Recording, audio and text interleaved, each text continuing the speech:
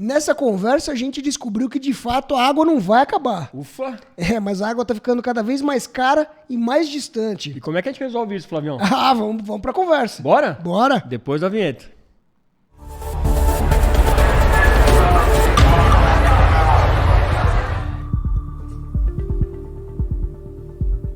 Pronto. Sejam muito bem-vindos aqui a mais um episódio do podcast Para e Ponto. Sim, o lugar onde gente e meio ambiente se encontram. E aí, Flavião, beleza? Tudo já é contigo? Tudo bem também. Vamos para mais uma? Vamos, mas antes, Flavião, quero lembrar aqui, se você ainda não se inscreveu no canal, a hora é agora. Então clica aí no sininho, se inscreva no canal, não dói nada, não custa nada e ajuda muito a gente aqui do Para e Ponto a levar esses papos com convidados super especiais todas as quartas-feiras para vocês. E agora, Flavião, a gente está também no Apoia-se, exatamente. Você que está assistindo a gente pode ser um apoiador do canal, sim, e ter ainda benefícios exclusivos. Então, clica aí no link da descrição, apoia.se/pareponto, saiba como ser um apoiador, né? Ajudar o canal nessa jornada aqui tão linda e ainda ter benefícios exclusivos que você conhece acessando a página. Vamos falar do nosso convidado agora, Flavião? Vamos chamar ele pro papo? Hoje é bacana, hein? Hoje é bacana, cara. Vamos falar de água com ele aí, Everton de Oliveira, que é sócio fundador da Hidroplan e também diretor-presidente do Instituto Água Sustentável. Eu estou muito curioso que a gente vai falar de água, eu adoro esse tema. Né? Necessário, né? Necessário. Everton, seja muito bem-vindo, meu cara. Obrigado, Flávio, pelo convite. Obrigado, Fernando, pelo convite. Parabéns pelo trabalho de vocês aí. Eu dei uma olhada no material de vocês, tenho acompanhado quando o Flávio publica. Estou inscrito, ainda não sou apoiador, vou clicar lá para ver o que precisa. Vai doer muito no bolso? Não. Então tá bom. A gente compensa apoiando o teu canal. Isso, fechou. Perfeito. Tá. Troca com troco. Já está fechado o negócio, não tem problema nenhum. Obrigado pelo convite. E Everton, poxa, muito legal. Quero começar falando sobre o que se fala mais sobre água na verdade, né? Conta pra gente, afinal, a gente corre o risco da água do planeta acabar e eu quero que você emende também. A água não está só no oceano e nos rios, né? Não, pode deixar. Pedir para eu falar de água é até covardia. Tranquilo. A água do planeta não vai acabar. Se vocês olharem lá no Instituto Água Sustentável, eu fiz um vídeo exatamente sobre isso daí, o vídeo é assim. Você sabia que você está bebendo água que um dia um dinossauro já bebeu? Porque a água do planeta é a mesma desde o seu início. Uhum. Então, a água não vai acabar. O que está acontecendo é que nós estamos degradando, a qualidade está piorando, né?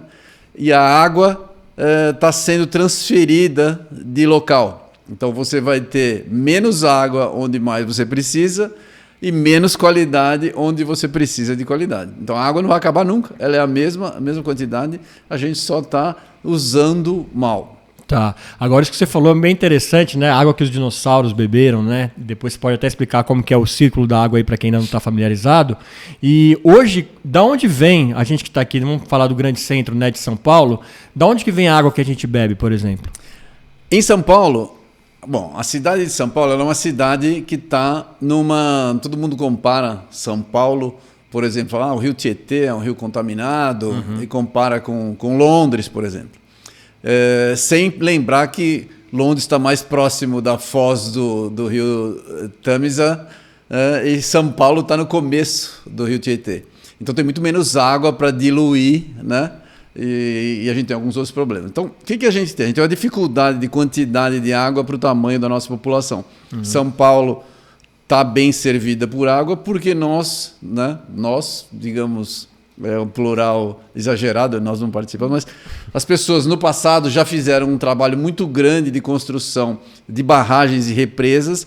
Então, o sistema de armazenamento de água em São Paulo é muito bom, muito bem pensado, e é por isso que garante o nosso sistema. O que está acontecendo, como eu digo, a gente teve uma ocupação, a população cresceu demais, então a população chegou a morar agora próximo dos mananciais onde foram construídas essas represas, e a água dessas represas está piorando de qualidade.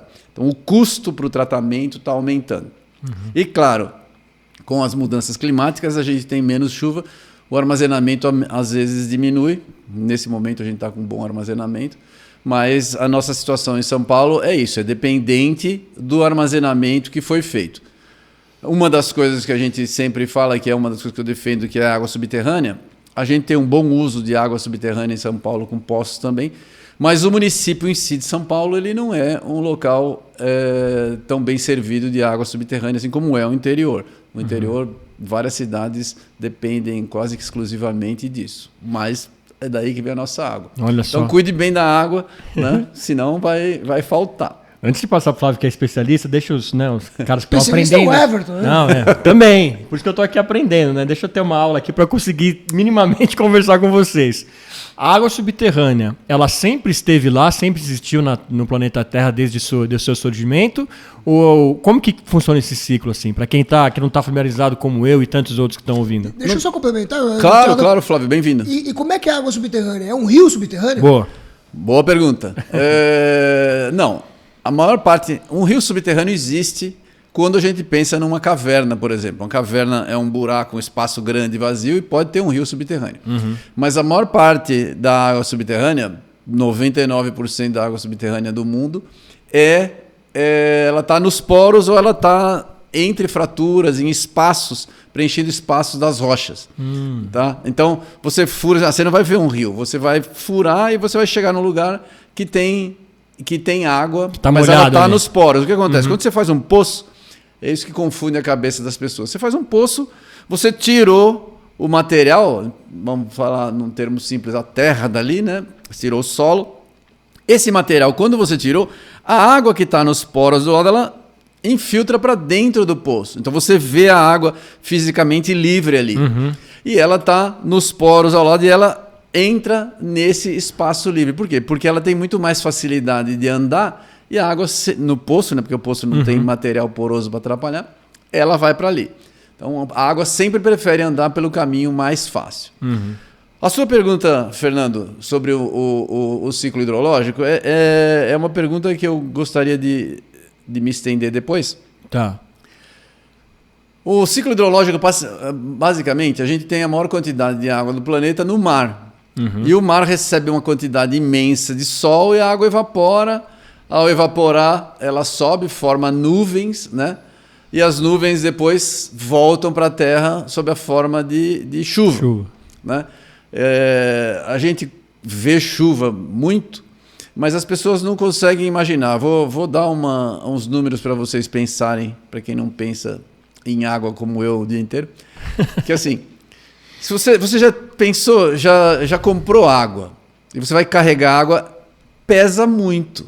Né? A água tem uma densidade significativa. Então, quando você vai erguer as garrafas d'água, você compra compra um galão de 15 litros e ergue para você ver. É pesado. Agora, você imagina quando chove a ponto de alagar. Significa que caiu do céu vários caminhões-pipa de água. Imagina... O peso, quantas toneladas de água estão no céu. A gente pensa em água sempre, nuvem como algodãozinho. É um volume de água absurdo. Que é aquela informação que vem pra gente no boletim diário. Vai chover 10 milímetros, choveu 100 milímetros. Como é que funciona? Exatamente. Aí? Traduz isso daí. Cada um faz o próprio cálculo. Aí acho que isso aqui é bastante, né? Exatamente. Acontece que se você pensar 10 milímetros, 10 milímetros é uma medida pequenininha, não parece significativo. Agora, se você pegar 10 milímetros sobre a cidade inteira e você multiplicar a área por essa altura, dá um volume absurdo. Então, quando a gente fala em milímetros, não dá ideia de volume que a gente precisa.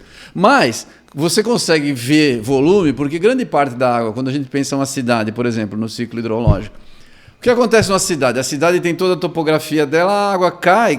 Como a parte da cidade está impermeabilizada, ou seja, a gente pôs cimento, a gente colocou asfalto, a água tende a correr rapidamente para o ponto mais baixo.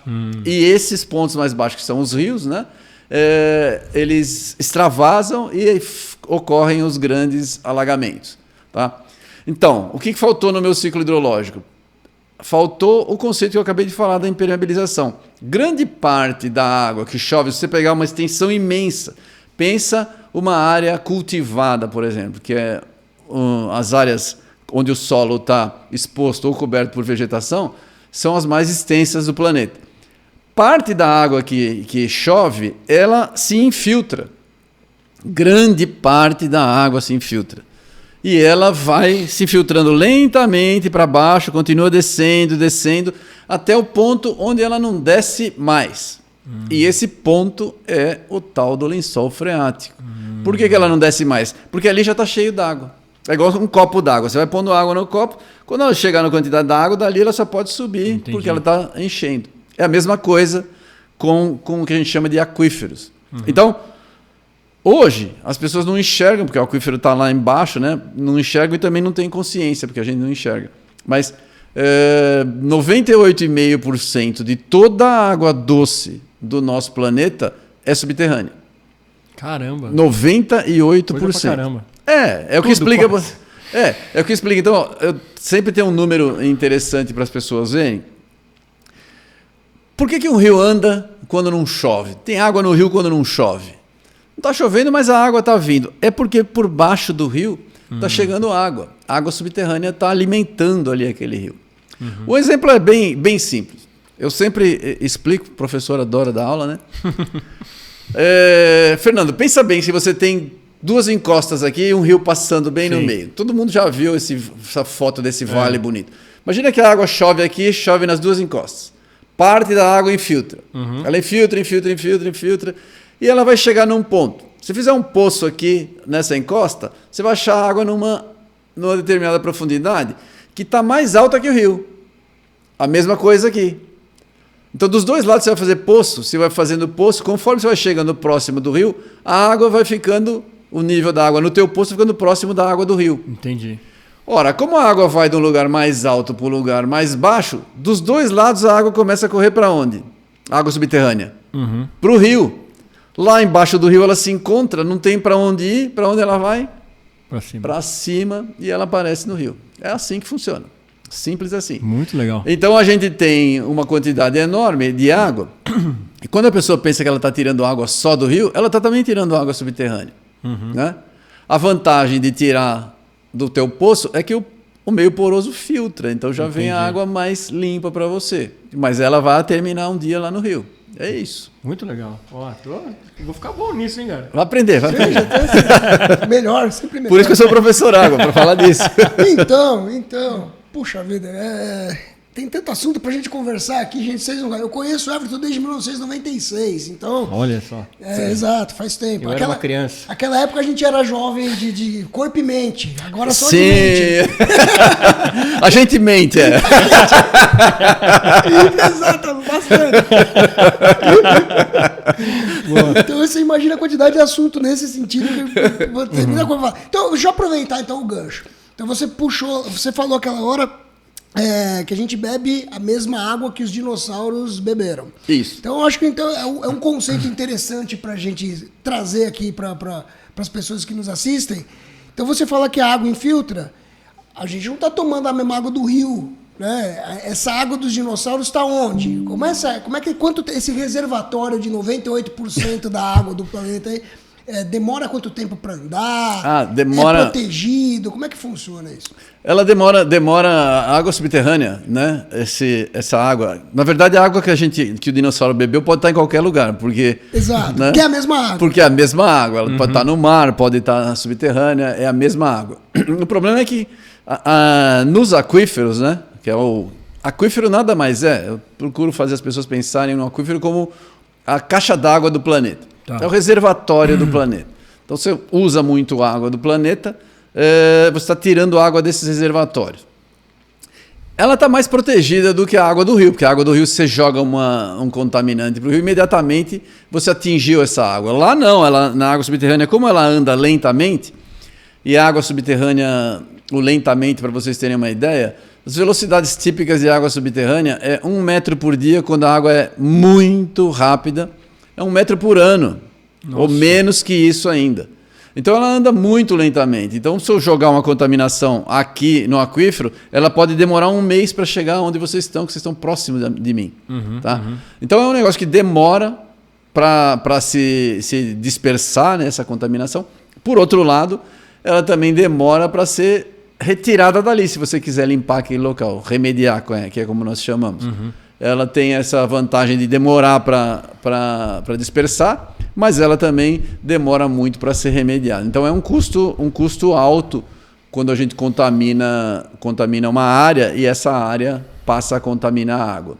A água é sempre o bem que a gente quer proteger, porque ela é quem se move ali no meio ambiente, né? Em subterrâneo também, para poder andar. E para quem não associou o nome à pessoa ainda, o nome é o aquífero, né? São os famosos, são o aquífero Guarani, né? O Alter do Chão. Sim. Né? Então o Brasil é muito rico em aquíferos, em água subterrânea, só que ela não está espalhada da mesma forma, né? Não, ela está... como qualquer tipo de água, ela está heterogeneamente distribuída no planeta. Mas o Brasil é um país que mais tem água doce. O Brasil e o Canadá são os 2 países que mais têm água doce no mundo. Né? Aliás, esse é um mote que eu gostaria de trazer para vocês aqui, para as pessoas pensarem, que nós vamos fazer um evento agora, dia 30 e 31 de agosto, que chama Congresso Internacional de Meio Ambiente Subterrâneo. E uma das palestras se chama Água é o Novo Carbono. O que é isso? Eu tenho trabalhado com esse tema há muitos anos. A Bruna, que é a diretora do Instituto Água Sustentável, foi minha aluna de doutorado, foi minha orientada. E a tese dela foi nesse tema, e já faz tempo. O que acontece? Hoje, a gente tem uma estimativa, se vocês olharem, saiu recentemente um artigo que todo mundo está falando que a quantidade de água extraída no planeta, de água subterrânea bombeada, alterou o eixo da Terra. Não sei se vocês viram isso daí. Sim. Alterou o eixo de inclinação da Terra. Isso aí já foi publicado antes, e isso aí foi uma modelagem e causou um barulho imenso, muita gente está comentando. E o resultado é o seguinte: imagina que vocês já fizeram o balanceamento da roda do carro, né? E o cara põe um pezinho num determinado ponto e a roda para de... A Terra é a mesma coisa, o eixo dela ela gira a precessão. Então, quando você altera em algum ponto, você está alterando essa forma que a Terra está girando. Então, é isso que está acontecendo. A gente tem, por exemplo, a Índia, você vê como os números são distintos. A Índia é um país que usa água de poço assim, numa quantidade imensa. Tá. A Índia sozinha extrai 1/3 de toda a água que o mundo extrai de água subterrânea. 1/3, um país só extrai. Então, na localidade dela lá, como ela está alterando... E essa água, o que acontece? Imagina que você pega a água do teu poço. Todo mundo usa água de poço sem saber. Se essa água é mineral, ela veio de um poço. Tá. Né? Você compra água engarrafada, ela veio de poço. Ela não veio de um rio, foi tratada. Já veio limpinha lá do poço. A maioria das pessoas acha que é isso, né? Eu quando era criança, tinha essa água mineral, eu imaginava os caras pegando na cachoeira bonita, aquela coisa. Nada disso, nada disso. Água, né? Cristalina. Não, nada disso. Ela veio de um poço. Se você toma cerveja, a água veio de um poço. Você toma refrigerante, a água veio de um poço. A maior parte das indústrias grandes que usam muita água, elas usam água de poço. Por quê? Porque o custo é menor para ela, em tratamento, e a fonte é mais confiável porque está ali próxima dela. Agora imagine que você pega essa água, o cara bombeou e praticamente engarrafou, a água está limpa. Vou até beber para vocês verem que é verdade. A água está limpa. Espero. Né? É isso que eu falo. Vai confiando. Vamos ver. Eu ainda acho que eles são meus amigos. Tem o saque ali da empresa, qualquer coisa. Ainda acho que eles são meus amigos. Estou confiando. Então, você pega uma água limpa, que chegou para você limpa, e você usa. O sujeito que vai fazer, por exemplo, água engarrafada, ele é obrigado a usar uma parte no processo dele. Ele tem que lavar os equipamentos, ele tem que lavar... E aí, para onde vai a água que ele trouxe lá de baixo, que demorou anos ou às vezes séculos para andar, né? Porque a velocidade é lenta. Trouxe a água para a superfície, usou, e a pergunta é simples: você acha que depois de usar a água, a qualidade ficou igualzinha? Ou ficou diferente? Eu vou beber essa água. Para onde vai a água que eu acabei de beber? Não responda. Ela vai ficar pior, concorda? Sim. Ela vai ficar pior, e nós vamos fazer o quê? Nós vamos lançar essa água, se for na indústria, ela pode lançar num rio. É permitido ela fazer isso, por lei. E ela, qual que é a concentração da água que ela tem que lançar naquele rio? É a concentração potável que ela tirou do poço? Não. Ela pode lançar água na qualidade do rio. Ou seja, se o rio tem uma qualidade ruim, eu tenho uma licença para poluir a água. Porque eu posso pegar uma água limpa e lançar com uma qualidade pior, sem custo adicional nenhum. Tá? Então, o que eu estou fazendo? 2 problemas nessa história. Eu tirei a água que estava lá no reservatório e não vou colocar de novo. 2, eu posso lançar uma água de pior qualidade. Vou dar um outro exemplo para vocês. Quando você vai num shopping, tem vários shoppings aqui em São Paulo, para dar um exemplo em São Paulo, que é mais fácil. Tem shopping próximo de rio, não tem? E você, não só shopping, estou dando exemplo de shopping porque todo mundo entra, mas tem prédios vários próximos aos grandes rios, com garagem subterrânea. Sim. Quando o cara começa a escavar para fazer o prédio, né, ele encontra água. Aí, para construir a garagem subterrânea, o que ele faz? Ele é obrigado a bombear essa água. E ele joga a água no rio. Porque ele está pegando água subterrânea, é permitido ele jogar no rio. Aí ele faz a garagem subterrânea, constrói, e a água volta. Só que como essa água começa a fazer pressão na parede externa do edifício, lá da garagem subterrânea, o que acontece?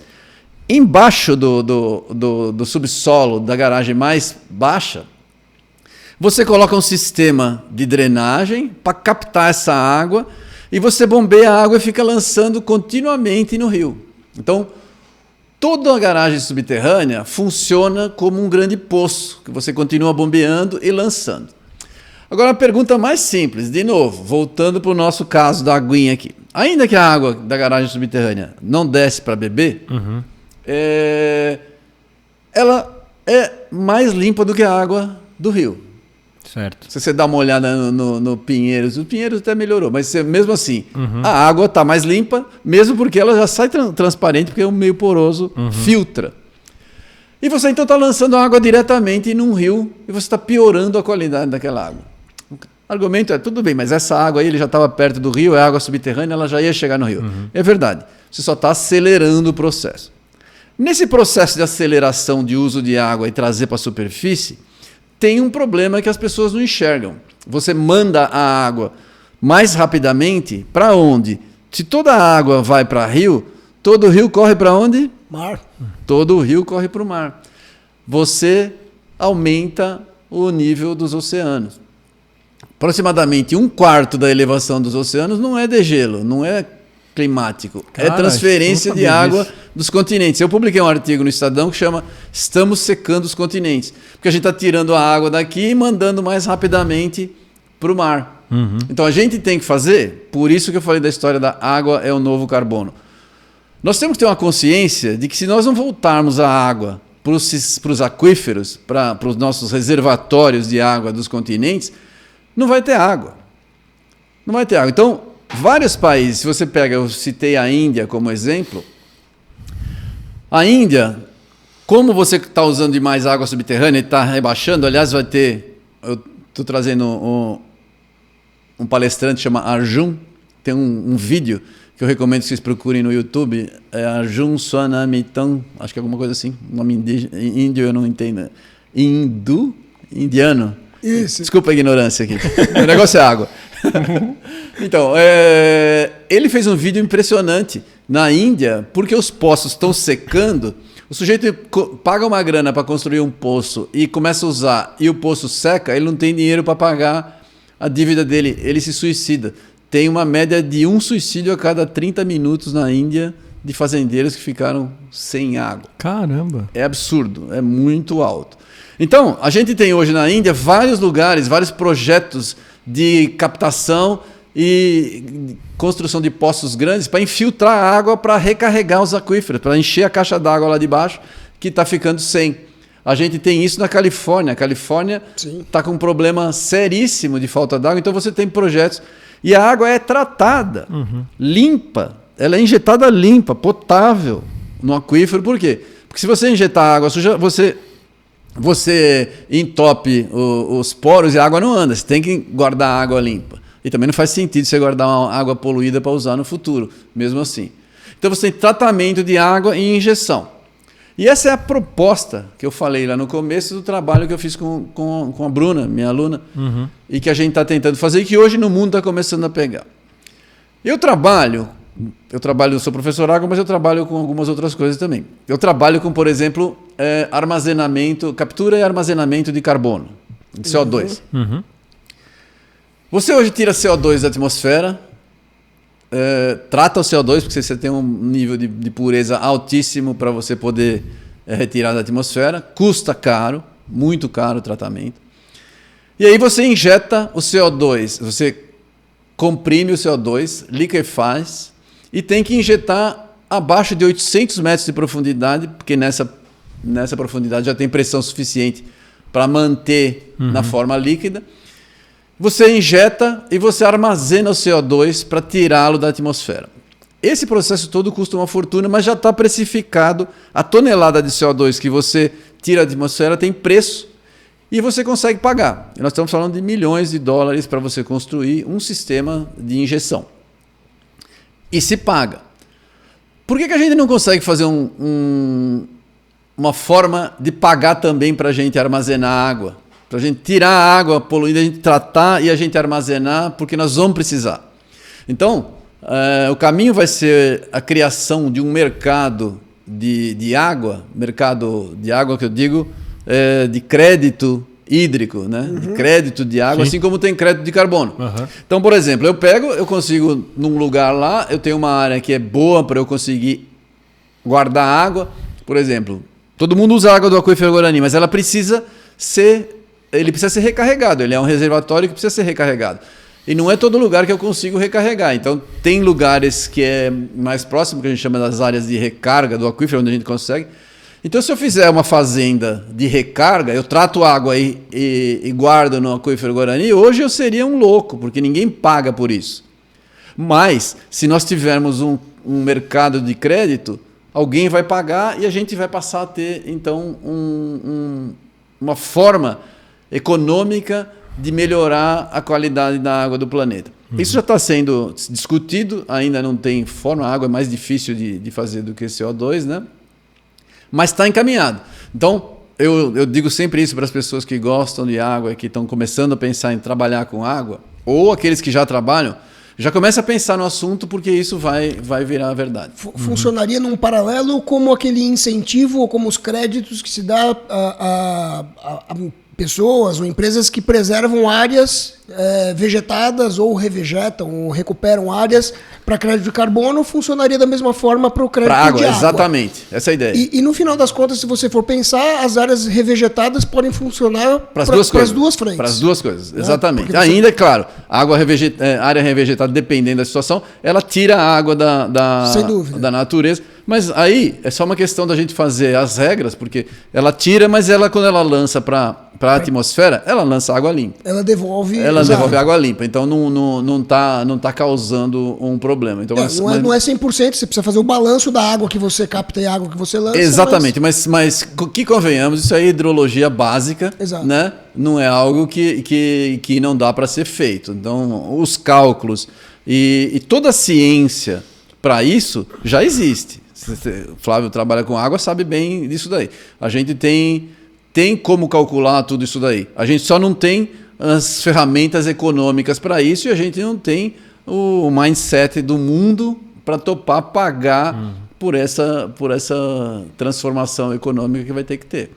Mas eu insisto que a gente deveria investir muito nisso, porque particularmente no Brasil, como nós somos um país que tem muita água doce, se você começar a agregar valor aos produtos que dependem de água, né? Agricultura. Por que o Brasil é tão bom de agricultura? Porque a gente consegue, não é só área agriculturável, a gente tem água para as plantas crescerem, uma situação hídrica muito, muito conveniente para nós. Né?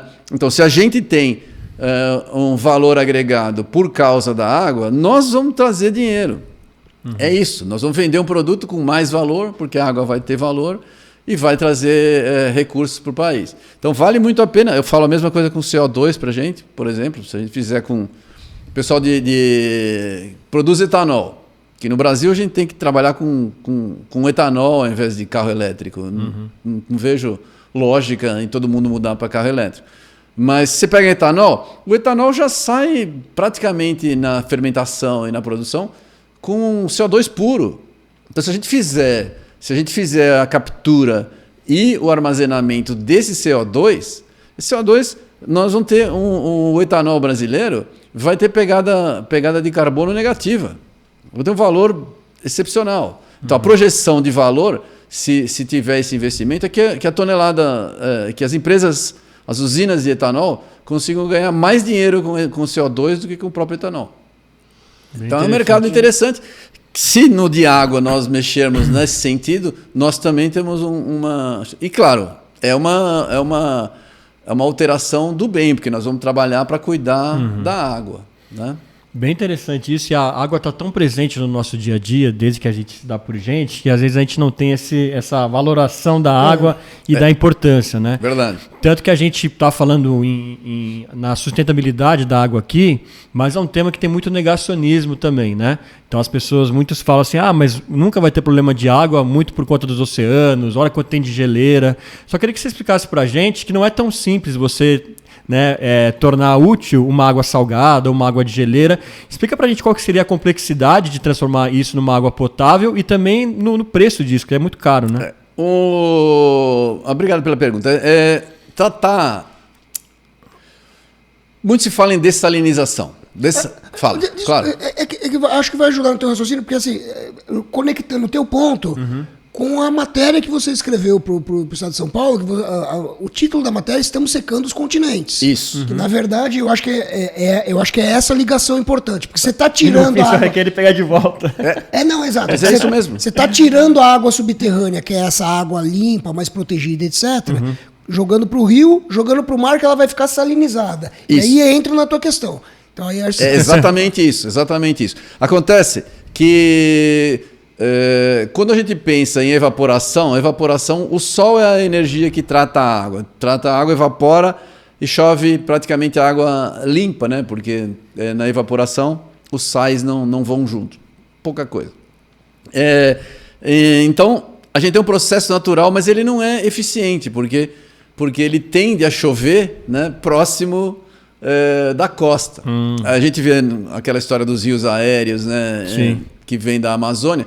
No caso do Brasil, a gente tem uma floresta grande que evapora muita água, né? E essa água, sim, aí ela é trazida por ventos. Se você imaginar a América do Sul, eu sempre dou esse exemplo, as pessoas não enxergam bem isso. O Tietê é um grande rio aqui em São Paulo. E ele corre para dentro do continente, não é isso? Ele não vai para o mar, ele corre para dentro. Se você olhar, a gente tem a Serra do Mar e a gente tem várias serras ao longo da costa do Brasil, né? E a gente tem do outro lado do continente, a gente tem os Andes. Então, se você olhar grande parte da América do Sul, a água vem para dentro. Por isso que a gente tem um super rio Amazonas lá em cima e um super rio da Prata aqui embaixo, né? Que é a Paraná. Esses rios são gigantescos, né? Por quê? E a gente tem o Pantanal, porque a água está chegando nessa região. Então a gente tem que fazer essa manutenção aí da água natural. Agora, falando em dessalinização em si, ele é um processo que precisa de energia, ele é bom, mas é assim, você trata da água e ele não tem uma eficiência de 100%. Não quer dizer que eu vou pegar esse copo aqui, colocar uma colher de sal... Vou tirar a água limpinha e vou deixar o sal seco puro aqui. Não é assim que funciona. Eu consigo, numa eficiência alta, 65% de remoção do sal. Então, o que eu faço? A dessalinização, ela é feita em etapas. Eu pego a primeira água, tiro 65%. Né? Só que sobra 35% de salmoura.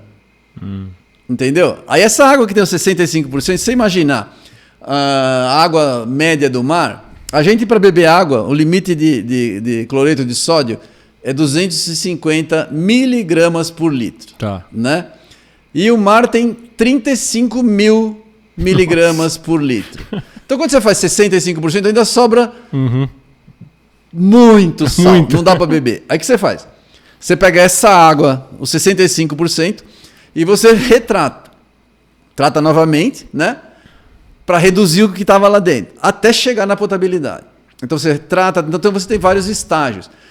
E a água que sobra, né, final, aquele que era os 35%, é salmoura. É salmoura. Então, se eu lançar essa água, se eu fizer esse tratamento e eu lançar essa água na superfície, não nasce mais nada, porque onde você põe sal não cresce nada, né? Então não dá para você lançar na superfície. Então, dependendo, o que você faz com essa água salgada? Você vai jogar no aquífero? Você vai salinizar uma água que você pode beber no futuro? Então, o destino da água salgada é difícil. Então, quando você vê a água como o mar, né, os oceanos são uma grande fonte de água, as dessalinizações estão próximas do oceano e você então faz um emissário e lança essa água no mar. Se vocês procurarem na internet, vocês vão achar. A água salgada, a gente sempre pensa, eu sempre dou o exemplo da água salgada, de você colocar gelo, né? Quando você coloca gelo no teu uísque, por exemplo, né? Para quem bebe uísque. Se você deixar o gelo quietinho ali, a água fica ali e ela demora um século. Por isso que vem o agitador lá. Demora muito, porque essa mistura é lenta demais. Se você coloca água salgada, se você pega uma água com bastante sal, né? Pega um copo desse aqui, com água com bastante sal. E se você jogar ela lentamente dentro de um outro copo, ela vai ficar toda no fundo, ela não mistura rapidamente. Então, quando você lança a água salgada, essa salmoura, no mar, o que acontece? Ela não vai andar no mar e vai dispersar e vai voltar a ser mar como todo mundo imagina. Logo de cara, ela vai para o fundo e ela começa a se espalhar e toda a população... Bentônica vai... Exatamente. Você mata tudo. Então, naquele local onde você está colocando, o risco é altíssimo, porque você não tem mistura. Então você tem alguns danos ambientais que tem que ser mensurados no tratamento de água. Tá? Então a gente tem que procurar. Existe tratamento de água para qualquer coisa, com dinheiro faz esgoto. E para consumo próprio, tem tratamento. Fica algum resquício no sabor assim da água? É diferente uma água que foi tratada do oceano ou dá para ficar no gosto igual? Não, fica perfeita. Fica perfeita? Não, fica perfeita, Tá. não tem problema nenhum. Aliás, água, esgoto de soro, sei lá. Esgoto, não. Esgoto Tratado, que a gente fala é uma briga de reuso. As pessoas têm uma...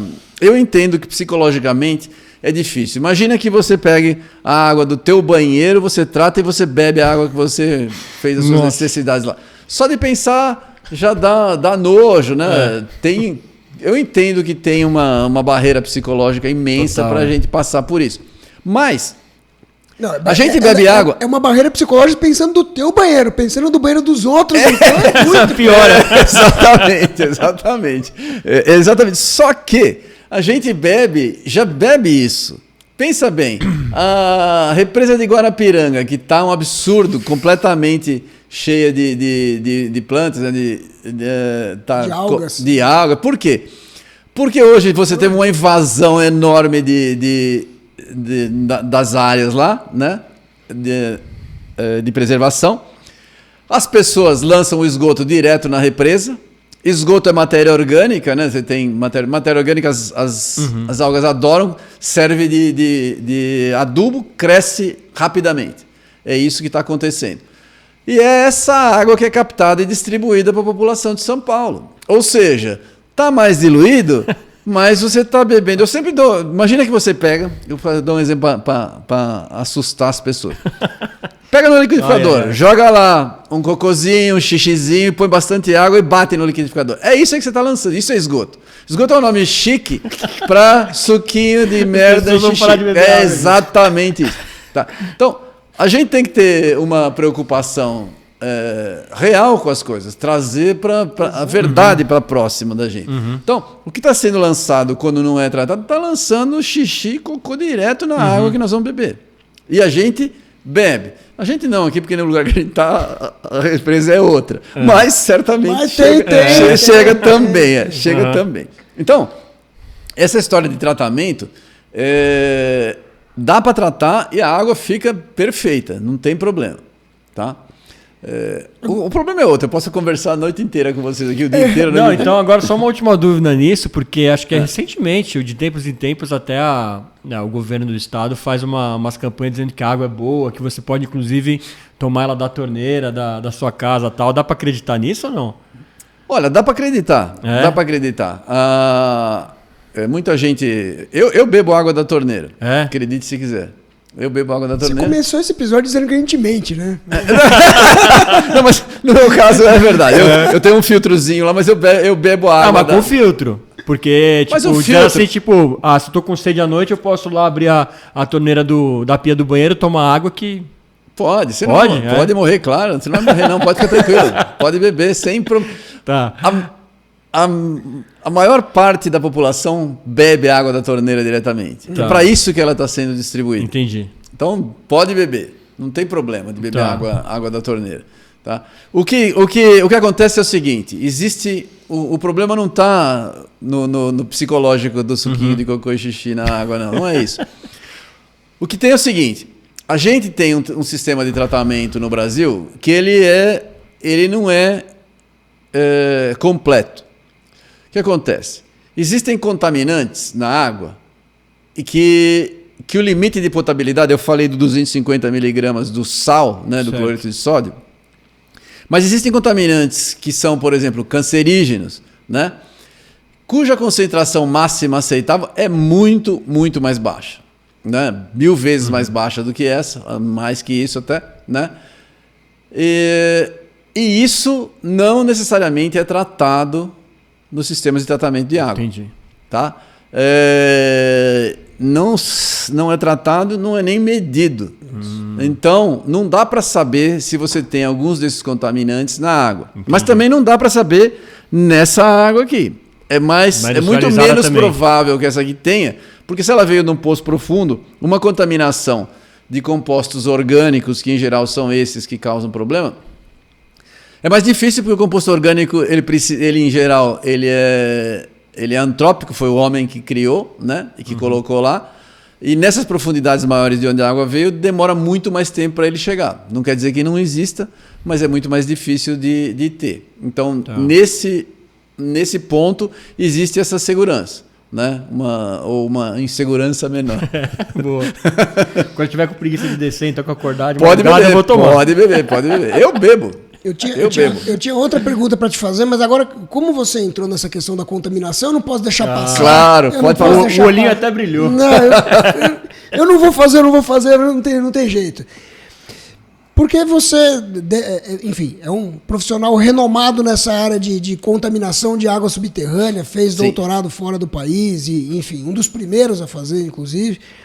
E essa questão da contaminação... Bom, o ano passado que a Unesco lançou o programa que era tornar visível o invisível, né? Exatamente. Falando da água subterrânea com uma importância pro abastecimento em si.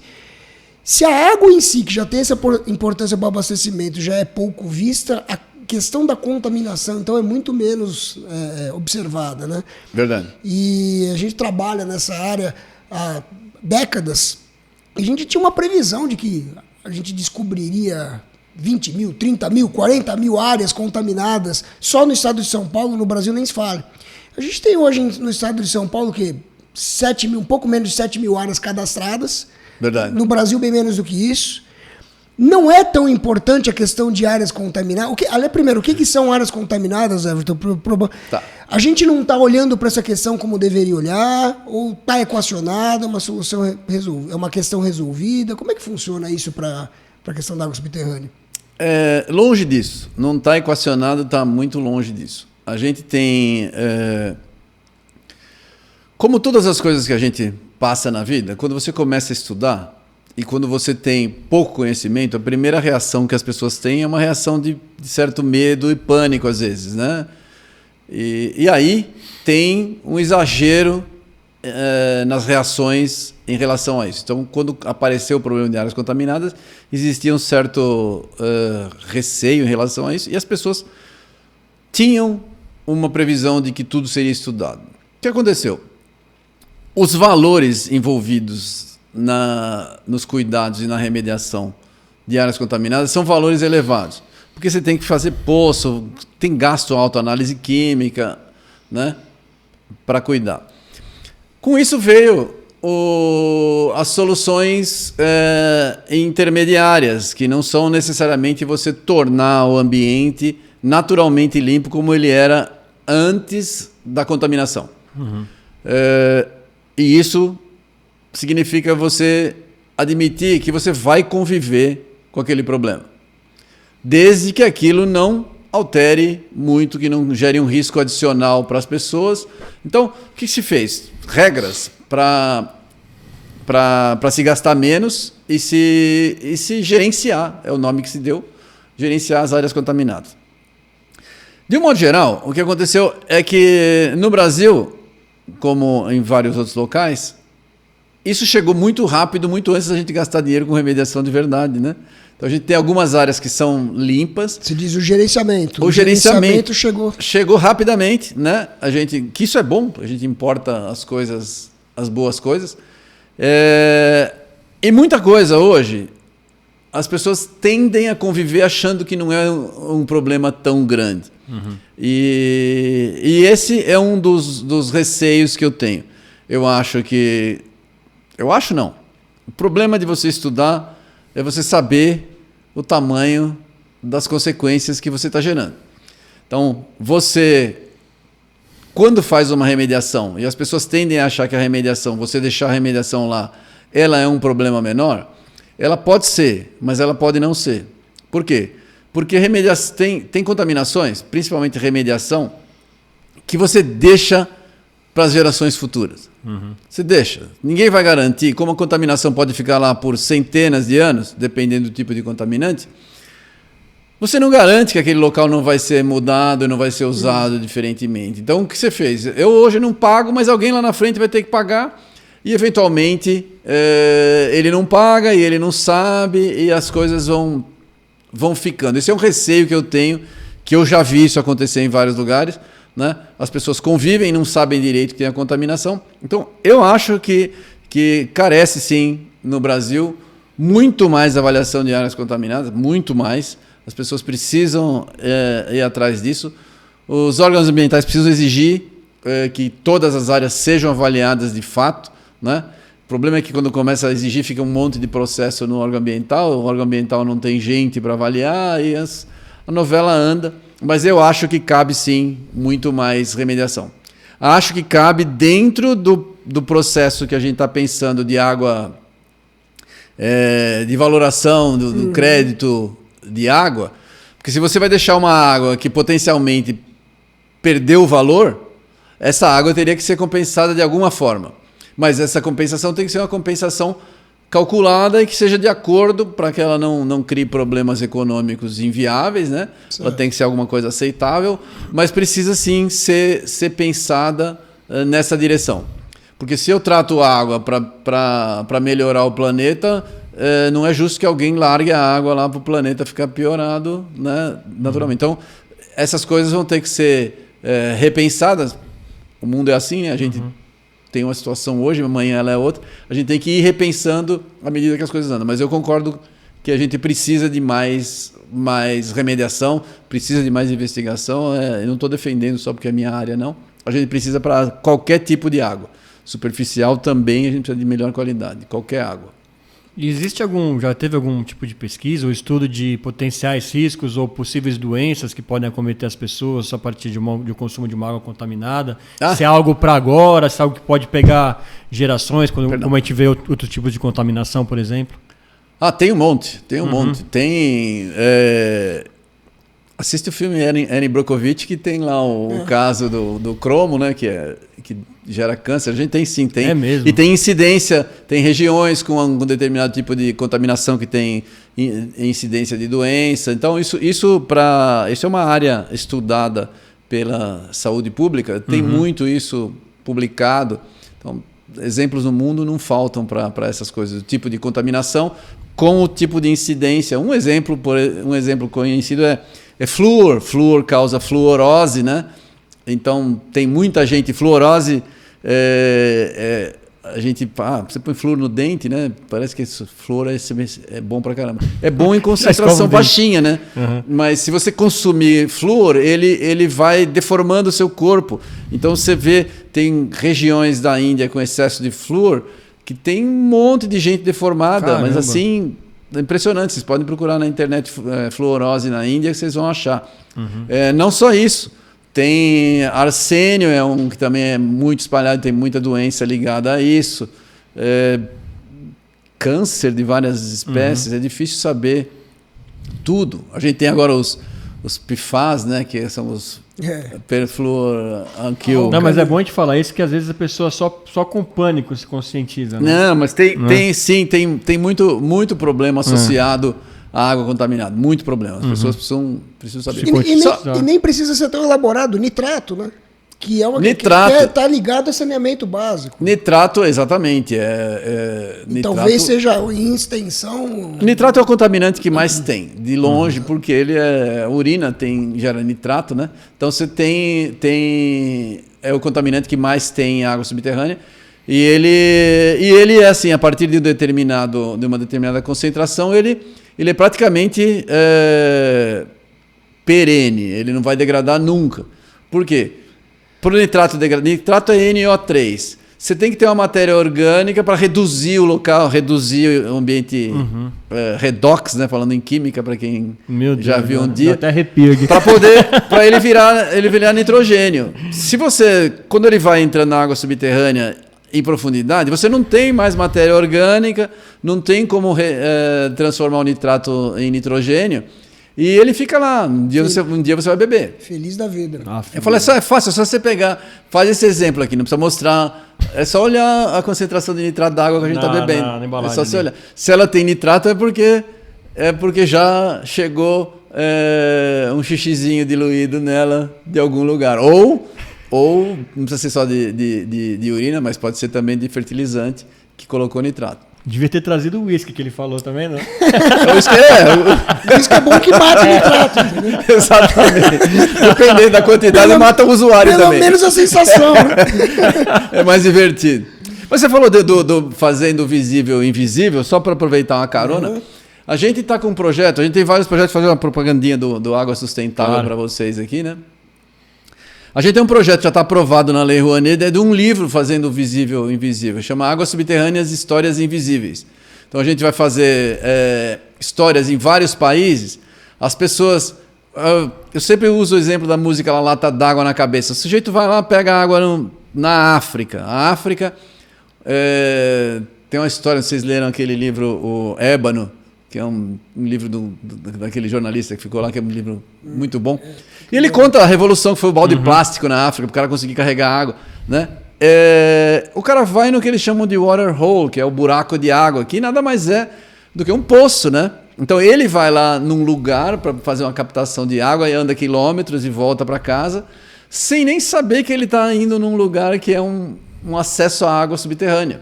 Então, existem várias histórias de pessoas que estão ligadas e que têm relação com a água subterrânea. Eu tenho uma foto de umas crianças no Brasil, lá na Amazônia, né? Nadando num lugar. Eu tenho um amigo que é fotógrafo. Elas estão nadando lá, né, as crianças índias lá da Amazônia, né, que hoje são os povos originários. E... até falaram para não usar a foto, porque os índios que as criancinhas estão sem roupa, mas estão criancinhas. Mas tudo bem, eu não vou discutir. Elas estão nadando numa nascente. A nascente é a água subterrânea ali aparecendo. Quando a gente vai para Bonito, né, você faz aquelas flutuações em Bonito, é lindo, a água é cristalina, é perfeito. Aquilo ali é nascente, é a água subterrânea aparecendo. E as pessoas não relacionam essas coisas. Né? Então, isso é a invisibilidade. A gente está fazendo isso. A ideia a gente vai fazer um livro de fotografias, né? Mostrando situações dessa água invisível. Já estamos com alguns patrocinadores em vista, mas se você quiser patrocinar, é bem-vindo. Tá? Muito legal. Então, aproveitando aqui para a gente fechar esse papo, que foi muito legal, aprendi muita coisa aqui, estou olhando para a água de uma maneira diferente, acredito que a nossa audiência também. Fala quais são as suas redes sociais, seus sites, para o pessoal acompanhar mais de perto o seu trabalho. Vou falar. Gente, é o seguinte, antes de eu falar, vou falar só mais um projeto que vocês vão curtir aí. A gente Legal. tem um projeto também, já está começando a ser patrocinado, que é um musical do Professor Água. Então a gente vai ser... Você vai cantar? Eu não. Pô, Para sorte do público, eu não vou cantar. Não, mas assim, a gente foram compostas, são várias músicas, a maioria delas são músicas clássicas conhecidas, né? Então, e foi colocado letra, né? Para contar uma história da água e tal, com triângulo amoroso, é uma história bem legal, né? Não é só para criança. Vai ter uma orquestra de 60 músicos, tem, sei lá, vários atores, cantores, é muito legal. É uma super produção. A gente está em fase de captação de recursos para isso daí. É um negócio super legal, né? Que vai andar. A gente tem vários outros projetos. A gente tem um projeto... Os nossos projetos são de educação e conscientização. Vocês viram uma das coisas que a gente faz...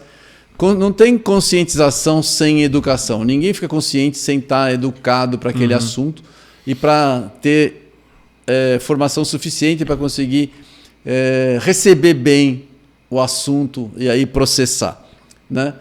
Embora os conceitos sejam simples e não estou falando só de educação formal. As pessoas entendem as coisas mesmo sem estar na escola, mas você tem que mostrar o caminho, as pessoas sabem raciocinar. Então a gente tem processos, a gente tem um projeto que chama Esse Rio é Meu, que a gente faz um acordo com as prefeituras e leva material para as escolas, né?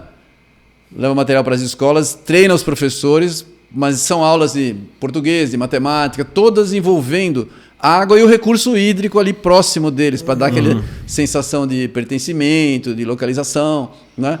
Cultural. E a gente também faz cursos de empreendedorismo para a comunidade, que também sempre relacione alguma coisa com o recurso hídrico. O cara pode ser qualquer curso, mas dentro sempre tem alguma discussão só para as pessoas se relacionarem.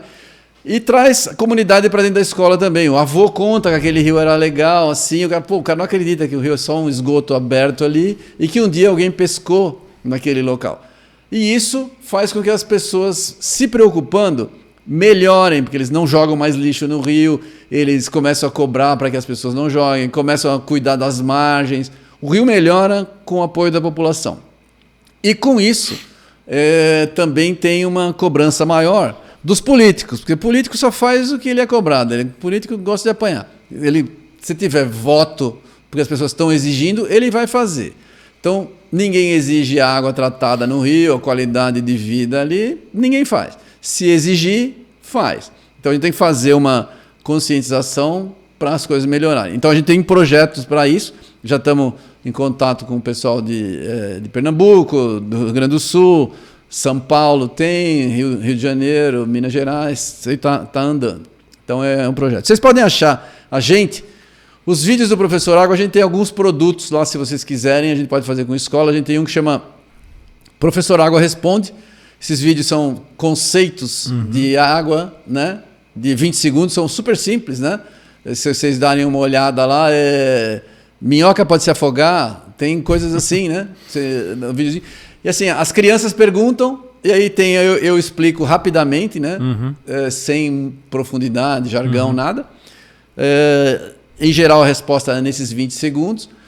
E a criança pergunta. Então, as perguntas que a gente já tem, as respostas que a gente já tem gravado, você pode usar novas crianças e esse videozinho ele vai para a rede social. E a rede social, isso a gente já testou, tem um alcance bom, porque as crianças mostram para o pai gosta. Eu já vi vários pais falarem, nossa, mas eu não sabia disso. Que a ideia era essa mesmo, você através das crianças chegar com a mensagem para todo mundo. Então isso anda bem, a gente fez com algumas escolas, a gente fez com o Seibin aqui em São Paulo, a gente fez com o Dom Bosco, fez com outras escolas. É um produto legal, né? Para se tiver interesse. A gente tem umas animações, que é esse do dinossauro. Essas animações são vídeos mais caros, com produção sofisticada, né? A gente está tentando fazer para chegar na televisão, mas só precisa de uma certa quantidade para chegar. A gente tem um programa que chama Porque o Mundo Precisa de Água, que é um videocast, podcast, que a gente entrevista pessoas, isso já para pessoas da área, né? A gente entrevista pessoas que trabalham com água, que são técnicos ou que são, sei lá, deputados. A gente sempre tem muita gente, já tem mais de 150 entrevistas, 160, né? Se vocês quiserem ver. E sei lá, tem mais um monte de projeto lá, se vocês quiserem olhar no site. O nosso site é aguasustentável.org.br, né, do Instituto Água Sustentável. A gente tem também o site professoragua.org.br. Eu tenho, como dá tempo, eu vou falar mais um negócio aqui para você. Vocês podem entrar, mas se vocês procurarem Professor Água nas redes sociais, já vai encontrar. Ou Água Sustentável nas redes sociais, a gente está no Instagram, no Facebook, no LinkedIn e no TikTok. E no TikTok tem alguma coisa também? Legal. Tem. Faltou um aí que eu não sei qual que é. YouTube. Twitter. No Twitter. Tá no Twitter e tem o nosso canal no YouTube. Então em todas as vezes vocês conseguem achar. Vale a pena. Por favor, compartilhar e dar o like. É muito importante para a gente conseguir andar. A gente tem um alcance já significativo. A gente tem um outro projeto, só para vocês verem um negócio. Esse do Professor Água Responde. Eu tenho uma ONG internacional que chama The Groundwater Project, que a gente produz livros, aí é da área de água subterrânea, livros de nível universitário, né, para técnicos, o pessoal da área que vai trabalhar com água. A gente já publicou, e isso eu sou sócio, eu ajudei a montar, né, foi uma ideia conjunta lá. Eu e o John Cherry, que é o maior nome da área de água subterrânea no mundo, ele ganhou o Nobel da Água em 2020. E a gente montou em 2017 esse é uma ONG, né, uma associação sem fins lucrativos, que a gente distribui livros gratuitamente. E isso surgiu porque a gente fez a tradução do livro dele, né, em português. Aliás, foi uma tradução super legal aqui no Brasil. Eu fiz uma chamada na internet, coloque seu nome num clássico. E apareceram mais de 400 pessoas em 2 dias e a gente fez uma tradução em mutirão. E foi dessa experiência que saiu esse projeto, esse Groundwater Project. E a gente já tem 27 livros publicados, 28 vamos publicar uma semana que vem. E esses livros, por experiência da tradução, eles são livres para quem quiser traduzir. Hoje nós temos 45 línguas, tradutores já traduzindo. Caramba. Várias línguas que eu nunca nem tinha ouvido falar. Ignorância minha, claro, né? Cherreriro, vocês já ouviram falar dessa língua? Não, né? Pois é, e assim vai. Pashto é da Índia, já é mais comum. Mas assim, tem várias línguas que os livros estão sendo traduzidos, né? Muito legal, distribuídos gratuitamente também. Isso deu um alcance enorme. Então, por exemplo, os livros já foram baixados em 175 países, né? Então, Caramba. Tem um alcance impressionante. A gente tem 500 e poucos autores escrevendo livros, são professores tops do mundo inteiro, professores e profissionais da área, né? Então, o alcance é muito legal. E com esse alcance aí, a gente é o pessoal do Instituto Água Sustentável que faz todo o marketing do Groundwater Project, né, internacional. E eu fiz os vídeos do Professor Água Responde, né? Eu já gravo em francês, inglês e espanhol, né? E aí, nessa história de lançar nessas línguas, a gente já tem criança do Paraguai, da Argentina, da Indonésia, de Burkina Faso, uma associação de órfãos de Burkina Faso fazendo pergunta em francês. Tem criança do Canadá, dos Estados Unidos, do Brasil, claro, um monte, né? Então, o negócio está andando muito bem. Então, por favor, se vocês quiserem, cliquem lá, ajudem a gente a distribuir esse material. Está fazendo um sucesso grande, mas a gente precisa alcançar um público imenso porque o mundo precisa de água. Sem dúvida nenhuma. E até porque ainda no Brasil, 35 milhões não têm acesso à água potável e no mundo inteiro mais de 2 bilhões de pessoas não têm acesso à água potável. Verdade. Então, se com toda essa quantidade de projetos ainda tem muita coisa para fazer. Tem tudo para fazer, né? É verdade. Tem que tornar muito visível o que ainda é invisível e E vamos nessa, contamos com o Everton para isso. É isso aí. Mais uma vez, muito obrigado. Eu conto com vocês. Pode contar, e a gente vai inclusive deixar na descrição aí os links que ele falou para você não perder nada. Então, muito obrigado a você que acompanhou mais um episódio aqui do podcast Para e Ponto. Não se esqueça, como o Everton falou, é muito importante para a gente também que você deixe o seu like, o seu comentário, compartilha com mais gente, assim mais pessoas vão ter acesso a esse papo super importante, cheio de novidades interessantes, né? Conteúdo muito bom sobre água que a gente teve aqui hoje. Eu sou o Fernando Tuller. Eu sou Flávio Ferlini Salles. Esse foi o Para e Ponto. A gente se vê no próximo. Até lá.